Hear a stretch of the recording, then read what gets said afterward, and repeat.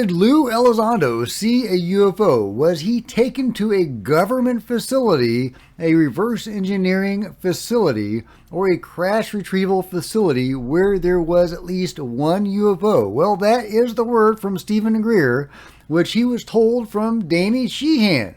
So let's talk about it. Get in here. This is Jack with Cosmic Road. I talk about UFOs and the paranormal. Please hit like, please subscribe, share on social media, and let me know what you think in the comments below. Okay, I'm not a huge fan of Stephen Greer, but he has done some really good stuff, like the recent UFO Summit, the press conference, where he had a number of really interesting witnesses, and I've made several videos about their testimony. He also had a great UFO Summit a couple of decades ago. And he's done some really good work in popularizing CE5, which I think might be the key to everything. Open, direct communication between us and the beings without having to worry about the government or any sort of official disclosure. We don't need official disclosure if we can have direct communication and interaction with the phenomenon. So I do think that Stephen Greer has his uses, but he also spreads a lot of toxicity among the UFO community, especially toward Lou Elizondo, which is interesting because that's what he is talking about here is Lou Elizondo. So let's go through this story and see if we can pick out the wheat from the chaff. But, take it with a grain of salt because this is hearsay, right? This is coming from Stephen Greer, who heard it from Danny Sheehan, who heard it from Lou Elizondo, presumably. Following the revelation surrounding the David Grush incident, the United States Senate is under immense pressure to address the unfolding circumstances. Alongside Grush, another individual of paramount significance, Lou Elizondo, holds a wealth of concealed information pertaining to the Pentagon's covert UFO program. Elizondo is widely regarded as the cornerstone of this entire UFO disclosure endeavor. And indeed, if it weren't for Lou, I wouldn't be into this at all. I didn't take UFOs seriously at all until 2017. My uncle was into UFOs, and I would tease him about it. I feel so bad about that now. And I'm sure countless other people had fallen victim, like I did, to the brainwashing attempts by the control group. Now, I say attempts, the successful attempts by the control group to brainwash the public into thinking this is a fringe topic so they could control this subject. But thank goodness for Lou and Chris and Tom and all the guys at TTSA for getting those videos out there, and then for the pilots like Commander David Fravor and Ryan Graves, etc., for coming forward to talk about those incidents, the Nimitz and the Roosevelt incidents. Amazing stuff that made me take UFOs seriously and begin my own deep dive into the subject that is still ongoing today. So David Grush and Elizondo have provided credence to Italy's UFO crash incident, and I think they're probably talking about the Mussolini UFO that I have mentioned many times, that I think is a very important element in all of this, and potentially with ramifications that are still going on today, a la the rash of murders in the Marconi Company in the 90s among the scientists that may or may not have been working on UFO technology. And of course, I say 90s as and that's relevant today. Shows you how old I am. I don't think that's that long ago. So the Mussolini incident, which plays a significant role in the whole U.A.P. subject, as it superseded the famous Roswell crash. Moreover, Elizondo has said many times in various interviews that we have evidence of highly advanced craft that are perhaps not made by humans. Did Elizondo see an ET craft in a government facility? Speculation surrounds Lou Elizondo's claim of witnessing an extraterrestrial craft in a government facility. Despite constraints due to non-disclosure agreements, Elizondo has hinted at the existence of unidentified debris in interviews. he emphasized the importance of collecting evidence, including material science analysis, to discern engineered or natural origins. In a blog post from May 2021, UFO researcher Joe Murgia discusses the possibility that Elizondo may have witnessed an extraterrestrial craft in a government facility. Murgia highlights an interview with Dr. Stephen Greer, where he shares information from Danny Sheehan, and that's, of course, Lou Elizondo's lawyer, and Danny Sheehan has been in this game for a long time. He's an activist for UFO disclosure. Danny Sheehan said that Elizondo had informed him about personally encountering an actual ET vehicle stored in a facility. This revelation aligns with Elizondo's previous statements on the matter. And yeah, he's hinted at this stuff, right? Danny Sheehan has also shared, and this is even more explosive, that Lou Elizondo has informed him that he has in fact been in a facility where an actual ET vehicle was stored.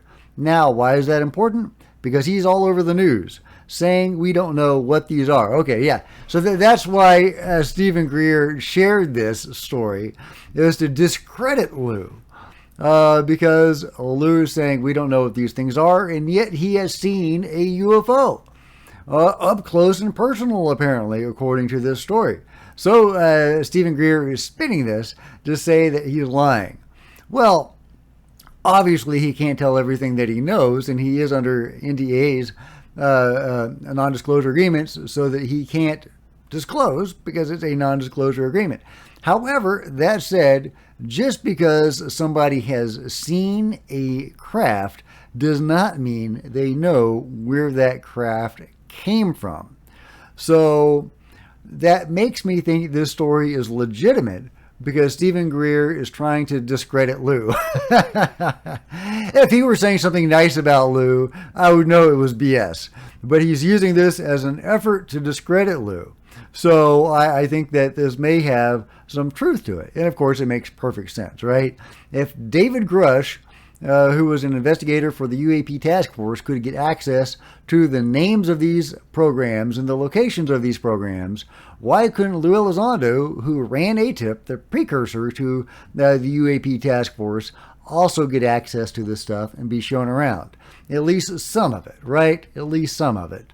Now, I say that, and yet people like Harry Reid and Admiral Tom Wilson try to get access to this stuff as well, and they were rebuffed.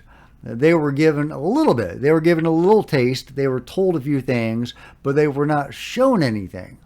So it's interesting that Lou somehow was able to get access to this stuff, possibly because of his association with Bob Bigelow. I suspect, I mean, I love Bob. I'm not one of these anti-Bob Bigelow people, but I do think that, we wouldn't be in this present age of semi-disclosure without Bob Bigelow. That 100%. So, but I do think there's things that he can't say and things that he won't say. So, could he, as somebody who works with NASA and who has developed modules with NASA, and who, the Bigelow modules, these inflatable, expandable modules, as well as somebody who has worked with them on UFO programs, could Bob Bigelow have access to this stuff? I think it's possible. But, that is just a guess. Elizondo appeared on Tucker Carlson tonight in May 2019, where he cautiously acknowledged the existence of debris from UAP in the possession of the U.S. government. When pressed further, Elizondo expressed his limitations due to non-disclosure agreements, but he confirmed the presence of such materials. Tucker Carlson asked, "Do you believe, based on your decade of serving in the U.S. government, on this question, that the U.S. government has in its possession any material from one of these aircraft?" Elizondo said, "Whoa, I do. Yes." And Tucker said, to clarify, "You think the U.S. government has debris from a UFO in its possession right now?" And Lou said, "Unfortunately, Tucker, I really have to be careful about my NDA. I really can't go into a lot of more detail on that. And Tucker said, okay, prepare to accept that. But then Lou said, surprising him, but simply put, yes. Another instance occurred when in 2021 when Lou participated in an interview on Spaced Out Radio. Dave asked Lou if he'd ever encountered a gray being with distinct features, such as big black eyes, silverish or brown skin tone, a slit mouth, barely any nose, and 3 fingers. In response, Lou acknowledged that he had witnessed extraordinary things in his life, but he was cautious not to influence the audience's perception. So yeah, so it goes on, and I'll link to this article, and you can read it at your leisure. But it appears, based on hearsay, that Lou has indeed been to a facility where there was at least one UFO. I think that makes sense, more or less. I think there is a very likely avenue, as I have just kind of laid out, where you can see how that may have come to pass. And Lou has hinted that he does indeed have firsthand knowledge that we do have possession of UFOs. However, I do have to, caution listening to Stephen Greer at all. Anything out of his mouth is kind of suspect, unfortunately. And I say that with, the caveat that, I have said good things about Stephen in some regards. I do think he has done some good work. However, he has been caught in some whoppers as well. You may believe him when he says that he was offered $2 billion to shut up about UFOs, which is what he claims. I find that very hard to credit. So other whoppers, of course, that he has been caught in, according to me, are the idea that there are no such things as alien abductions. According to Stephen Greer, it's all the military. This decades-long program that is international and that likely involves tens or hundreds of millions of people, because that is what some of the research seems to indicate. It's all being conducted by the U.S. military, and nobody's ever been seen or gotten caught. So, and also discounting the evidence and the testimony from countless experiencers. So yeah, Stephen Greer lies. He has an agenda. He has a narrative. It's pro-alien. It's anti-U.S. government. And while I am not pro-U.S. government, particularly in regards to all this secrecy and the nefarious dealings, and not that I'm unpatriotic in any way, however, there have been some shady stuff that has gone down and that needs to be brought out into the light. So I'm with Stephen on that. However, I do think we need to approach the phenomenon with our eyes open, not with our eyes closed. We do need to be aware there are negative elements to it, and definitely elements that people would, at least at first glance, find objectionable. A lot of contact experiences, especially in the beginning, are rough going, and over time, people do develop a more positive relationship with the phenomenon. At least that is what a lot of witnesses and experiencers say, and that is also according to the Edgar Mitchell Foundation's research, where they conducted, again, a lot of research on this subject. And if an experiencer had 10 or more contact experiences, they were like 85% likely, something like that, to be positively disposed toward their experiences.